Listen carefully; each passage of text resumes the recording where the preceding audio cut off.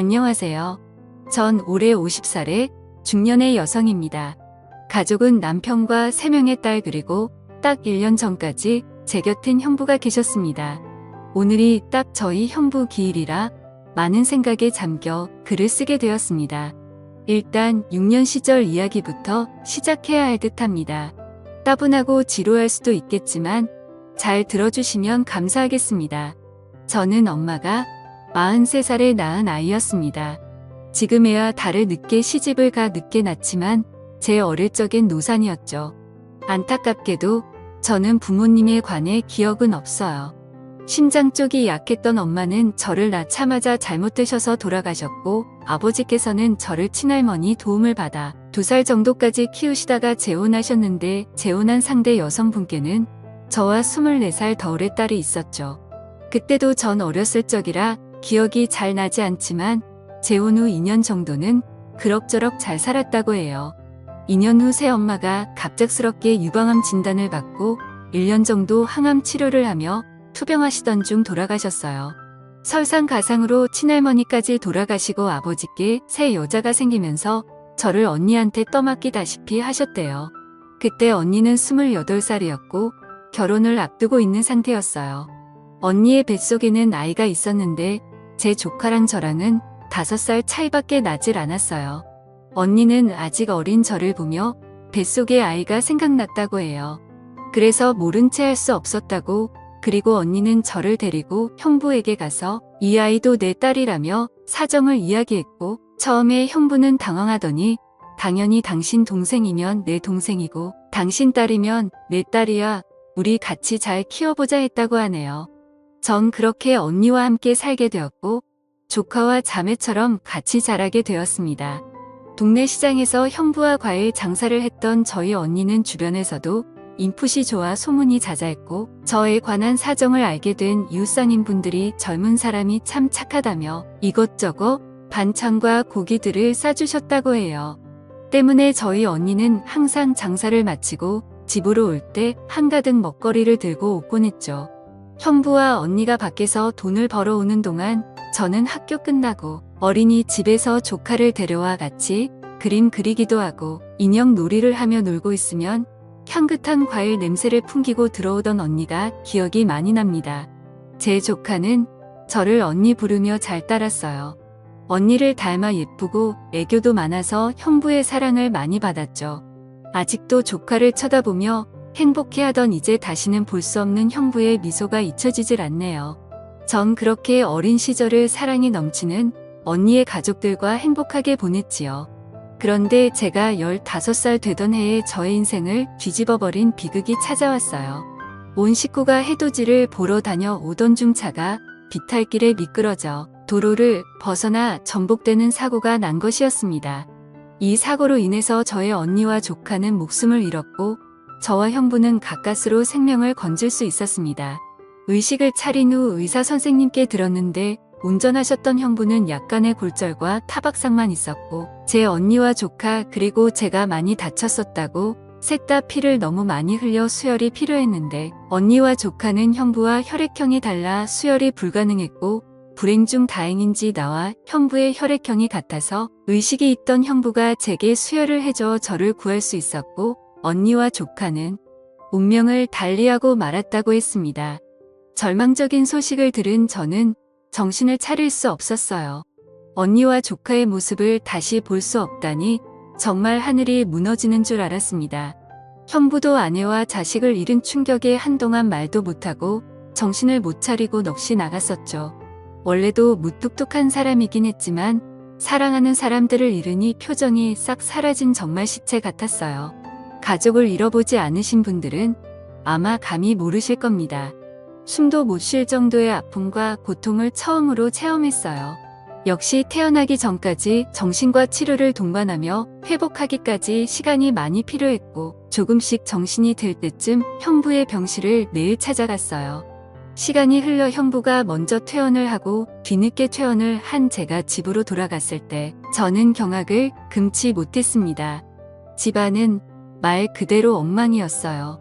사람의 온기는 온데간데 없고 여기저기 놓여진 술병과 쓰레기들 술 냄새에 찌들어 잠든 형부의 덥수룩한 수염 정말 페인이 따로 없더군요. 제가 집으로 들어오자 형부는 이야기를 하며 저를 한번 쓱 쳐다보고는 다시 자리에 눕는데 그 눈빛은 마치 자신도 죽여달라는 눈빛이었어요. 집으로 돌아온 저는 집안 곳곳 널린 쓰레기들과 술병을 치우고 그동안 쌓여있던 빨래들과 설거지 등 집안 청소를 싹 한우만기를 시키고 저녁을 준비했죠. 저녁 준비가 다 되자 자고 있던 형부를 깨워 식탁 뒤에 마주보고 앉아 오랜만에 같이 식사를 했습니다. 분명 갓 지은 밥과 계란 후라이인데 그렇게 차가울 수가 없었어요. 그 차가운 공기를 빼고 제가 먼저 말을 했죠. 나는 형부 나 다시 학교 가야 되는데. 형부는 그래 전에 다니던 학교로 가면 되겠지. 나는 내 형부는 선생님께 말씀드리마. 그렇게 저는 다시 학교를 다니게 되었고 언니와 조카모까지 열심히 살겠노라고 다짐하며 이를 악물고 공부를 했고 결국 전교 1등을 하였습니다. 그러나 형부는 많은 시간이 필요해 보였어요. 학교를 마치고 집에 오면 항상 같은 자리에 누워있는 형부, 그리고 형부를 보호하듯 주위를 둘러싸고 있는 빈 술병들. 학교가 끝나면 집에 와 널브러진 술병과 쓰레기를 치우고 저녁을 준비하는 저의 학교 후 일과는 항상 똑같았습니다. 그렇게 1년 반 정도의 세월이 흘러가고 고등학교 진학을 앞둘 무렵 저의 반 담임 선생님께서 제게 특성화 고등학교에 관한 이야기를 하시며 학부모님과 상의를 하고 싶으니 형부를 모시고 오라고 이야기하셨고 저는 부푼 가슴을 안고 집으로 돌아갔습니다. 그러나 여전히 같은 자리에 있는 형부가 술병들 순간 무언가 잘못되었구나 싶더라고요. 그러면서 언니와 조카 대신 제가 살았다는 자책감은 절 헤어나올 수 없는 절망으로 내몰았습니다. 저는 그 자리에 주저앉아 서럽게 울기 시작했어요. 제 울음소리를 들은 형부가 잠에서 깨어 쟤를 발견하고는 왔니? 라고 하시더라고요. 저는 울부짖었어요. 나는 잘못했어요. 형부 제가 살아서 죄송해요. 언니랑 조카 목까지 같이 있게 살려고 했는데 이제는 한계예요. 미칠 것 같아요. 그러게 왜 절 구하셨어요? 왜 나 같은 걸 구해서 힘들어해요? 그냥 그때 언니와 조카랑 같이 죽게 냅두지. 그냥 죽을 걸 그랬어. 이야기하며 베란다 난간으로 올라가는 나를 보곤 형부가 달려와 뒤에서 꼭 끌어안고 말씀하셨어요. 형부는 미안하다. 내가 너무 괴로워서 그랬어. 내 와이프랑 딸 생각하면 미칠 것 같아서. 너는 이제 내 자식이나 마찬가지야. 아내도 자식도 잃은 내게 처제인 너밖에 없어. 우리 시간이 걸리겠지만 먼저 간 내 언니랑 우리 딸 목까지 같이 잘 살자. 내가 노력하마. 저는 고개를 끄덕이며 형부와 약속을 했습니다. 하늘에서 지켜보는 언니와 조카에게 부끄럽지 않게 열심히 행복하게 잘 살아보자고요. 저는 담임 선생님이 추천을 받아 퉁목고에 진학했고 다른 학교보다 비싸던 학비로 인해 형부는 밤낮으로 일을 하셔야 했습니다. 저는 낮에는 과일 장사를 하고 저녁에는 택배 일을 하시는 형부를 보며 그 고생이 헛되이 되지 않도록 피땀 흘려 공부를 했고 고생 끝에 서울대에 합격했습니다. 순간 언니의 기뻐하는 얼굴이 떠올라 너무 뿌듯하고 행복했어요. 형부는 이것 딸 하늘나라 갈 때 받았던 보험금이야. 너는 내 처제지만 내 딸이기도 해. 이걸로 내 등록금을 내주고 싶구나라며 내주시더군요. 그걸 내어주시는 그 마음을 너무나도 잘 알기에 전 차마 거절할 수 없었습니다.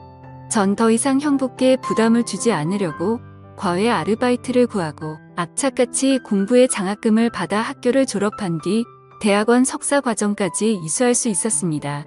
석사과정을 이수하고 저는 알아주는 기업의 연구원으로 취업을 하게 되었습니다.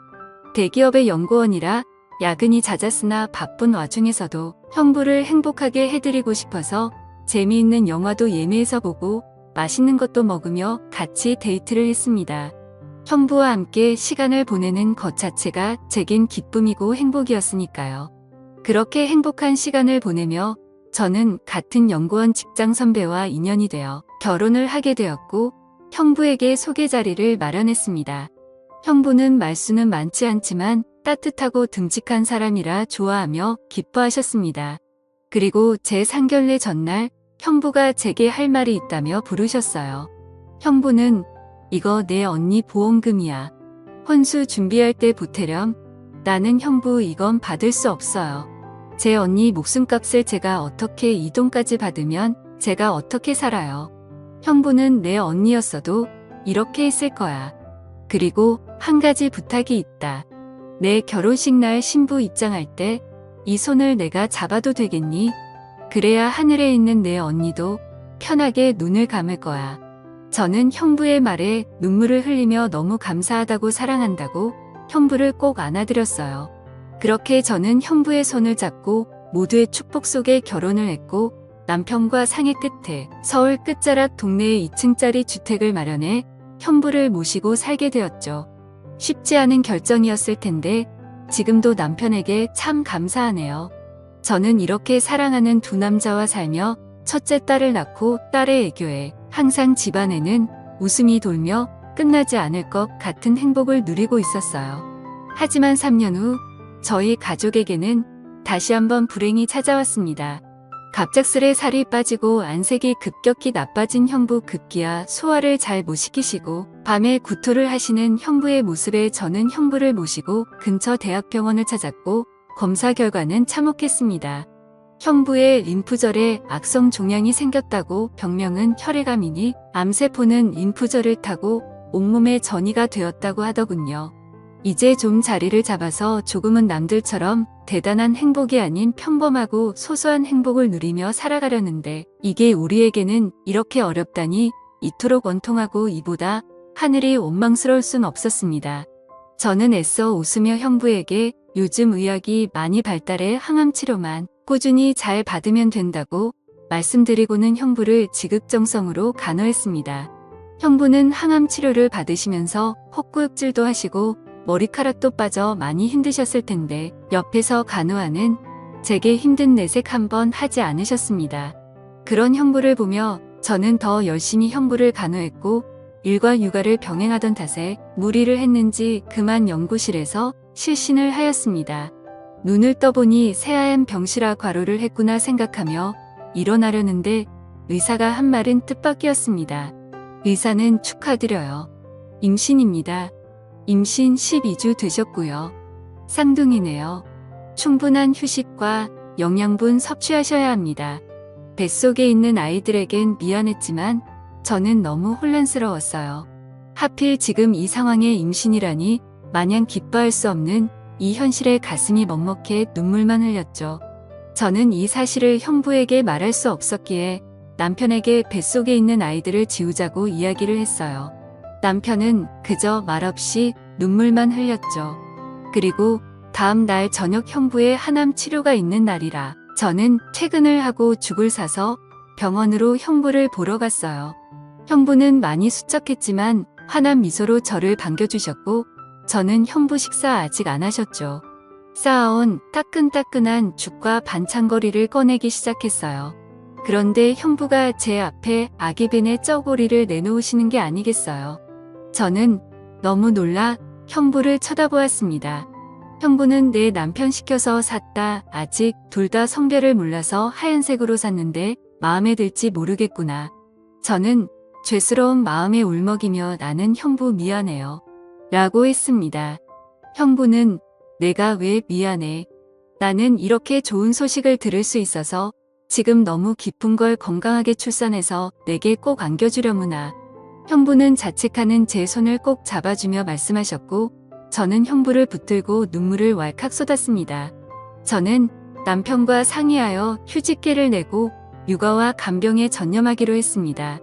낮에 아이를 유치원에 보내고 형부가 있는 병원으로 갔습니다. 그런 날을 보는 형부는 홀몸도 아닌데 병실에 찾아오지 않아도 된다고 말씀하셨으나 저는 이것조차 못하면 제가 죽을 것 같다고 말씀드렸습니다. 형부는 태교도 못하는 저에게 미안하다며 병원 휴게실에서 이야기 책과 잡지를 들고 오셔서 아름다운 풍경 사진도 보여주시고 재밌는 이야기도 들려주셨어요.